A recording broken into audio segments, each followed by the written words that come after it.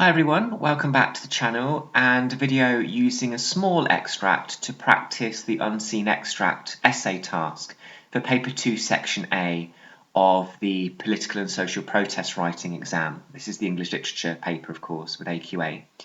The extract that we're going to be looking at in this video I've written myself, so you won't be able to see it anywhere else. And it's quite a nice creative writing task to do, actually, to write your own political and social protest texts or paragraphs for the purposes of analysis. It can be a nice creative writing task because literature is not always about analysing other people's writing, it is also writing your own and using other people's ideas as a springboard for your own. So I would encourage students to have a go at writing their own texts. It doesn't have to be very long, and by doing that you're actually again revising and practicing the genre. The unseen extract question is essentially assessing your ability to connect two things together. So you're connecting with this task the genre of political and social protest writing and its elements and themes with an extract that you've not seen before. So in this video I'm going to read through the extract with you. I'm going to give you some time to then analyse it yourself. I'll then annotate it, and the video will finish with me showing you what the first paragraph of an essay could look like. The overview of the extract. So I've named this extract The Miners, inspired by the film Pride, I suppose, which I watched recently. Really good film. All about a modest mining village in Wales. And what I wanted to do with this extract is I wanted to merge that kind of traditional mining village with the idea of an election and what political leaders and politicians have to say sometimes in order to gain the trust of the electorate, in order to get votes, because of course what politicians want is your votes, and they will tell you that they want to make a difference, but some of them of course also want the power and the esteem that comes with it as well. So I wanted to kind of use a small isolated mining village and merge it with this kind of political backdrop as well of an election. So the extract says, "We must win the election," cried Harold Jacobs. "We must say the right things and make the commoners think we are on their side. It can't be that difficult. Most of them work in factories and down the mines. All that coal dust has made them slow and gullible." The weather in the Welsh valleys had been miserably cold for 2 weeks and showed no sign of letting up. The days were constantly dark, and a general coating of grime and dirt coated every surface of the mining villages up and down the country. Noble men with honest morals got up dutifully for work 6 days a week, fearing no frost or darkness. The coal wasn't going to dig itself out of the ground. "What are you going to say about increasing their rights at work?" asked the secretary. Replied Harold Jacobs, "Nothing much." "What about increasing their salary? I thought you had said once elected you'd—" "Well, I will say that they'll get £300 pay rise a month after we are elected. Doesn't mean they'll get it.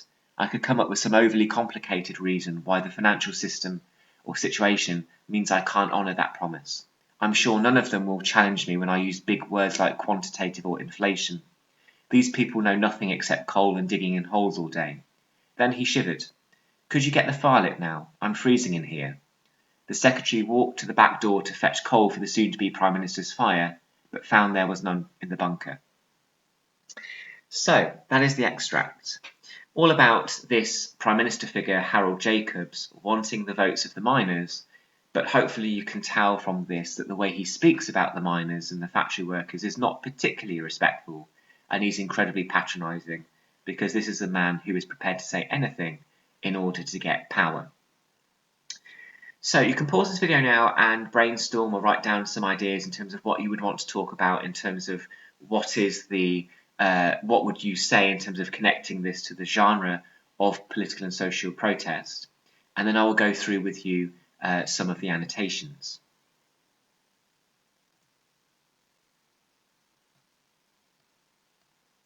So, as with previous videos, I have highlighted the sections of this that I think are most significant and are potential lines of inquiry to take forward in your essay to explain in more detail.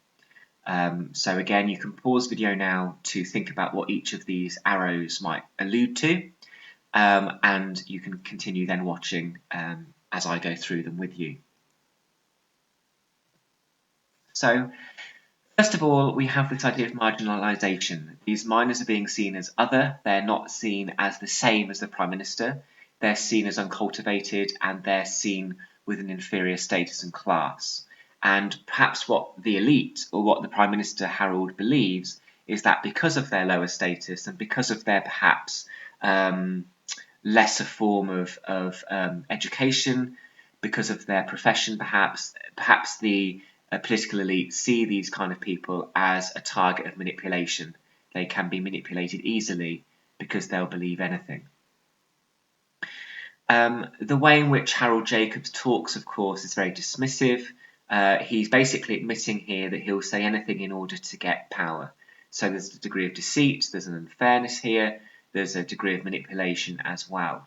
But of course, this is also an election, and an election means a democratic right to vote, which you don't get in some countries around the world.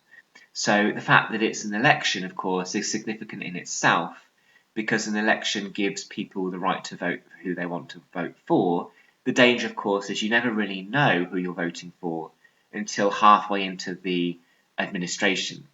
Political parties don't have to keep the promises of their manifesto, for example, and that's where politicians sometimes get into power.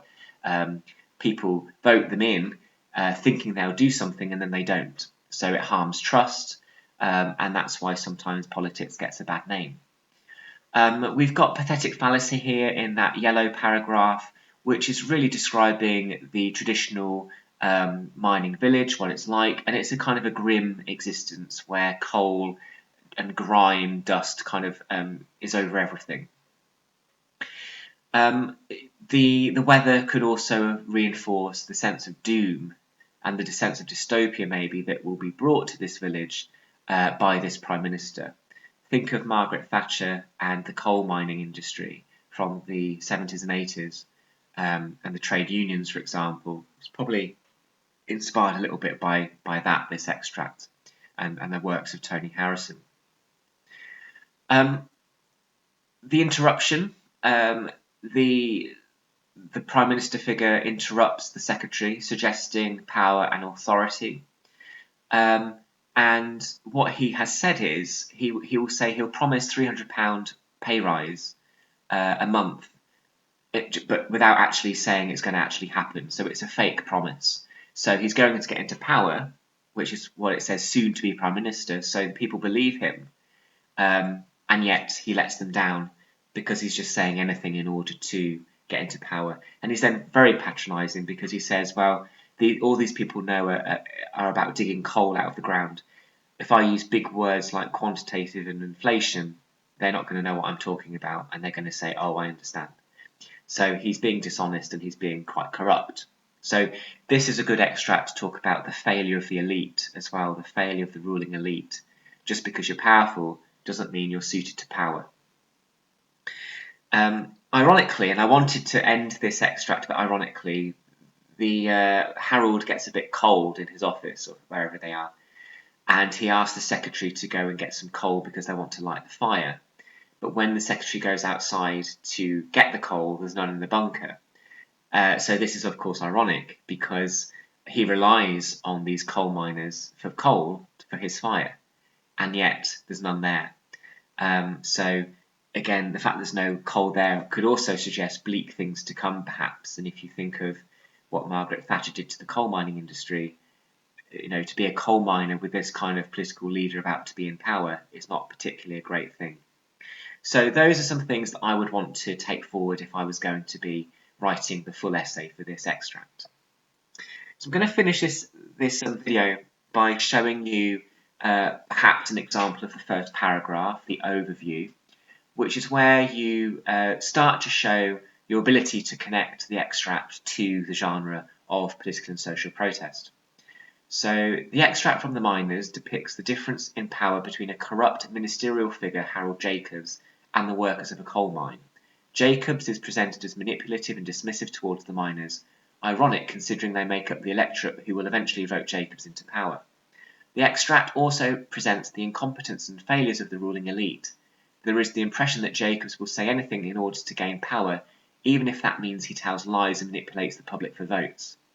The extract shows the conversation between Jacobs and his secretary, and from the dialogue readers learn of Jacobs' dismissive attitude and uncaring disposition. This is a man that wants power and will say anything to get it, even though he is least suited to it. At the end, when Jacobs wants coal, there is none, which is heavily ironic, seeing as he is willing to belittle and dismiss the miners, yet relies on their toil to have a fire to keep warm.